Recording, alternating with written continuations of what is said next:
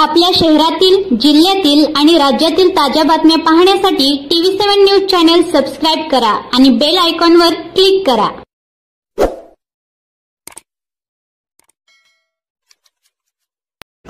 आज आपण सांगोल्यामध्ये पत्रकारांशी वार्तालाप केलाय, त्याचा संदर्भ काय आहे, कशा संदर्भात? बोलू नका।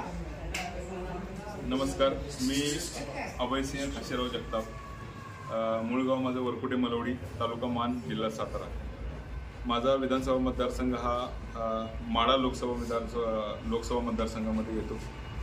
एकंदरीत लोकसभेचं इलेक्शन आलेलं आहे आणि त्या अनुषंगानं राष्ट्रवादी पक्ष संघटन बांधणीच्या दृष्टीनं मी सर्व विधानसभा मतदारसंघामध्ये फिरत आहे। मी राष्ट्रवादी युवक काँग्रेसचा प्रदेश सरचिटणीस आणि माढा लोकसभा निरीक्षक आहे। त्याचबरोबर या माढा लोकसभा निवडणुकीमध्ये मी राष्ट्रवादी काँग्रेस पार्टीतर्फे एक इच्छुक उमेदवार म्हणून आपल्या सर्वांसमोर आणि माझी मतं विचार मांडण्यासाठी या ठिकाणी सांगोला या ठिकाणी आलेलो आहे।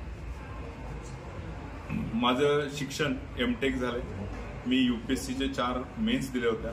त्यानंतर मी खाजगी क्षेत्रात काम केलं आणि माझी स्वतःची सॉफ्टवेअर कंपनी आहे। गेल्या 5 वर्षापूर्वी माझ्या बंधूंचं जे राजकारणात होते त्यांचं दुःखद निधन झाल्यानंतर मी माझ्या राजकीय पार्श्वभूमीमुळे या राजकारणात ओढलो गेलो आणि गेल्या 10 वर्षात ज्या पद्धतीने देशाचा कारभार चालू आहे त्या पद्धतीनं मला ही धोरणं, ध्येय धोरणं देशाच्या केंद्र सरकारची योग्य वाटत नाहीत। ते देशाला हुकुमशाहीकडे आणि रसातळाला घेऊन जाणारे असे वाटतात।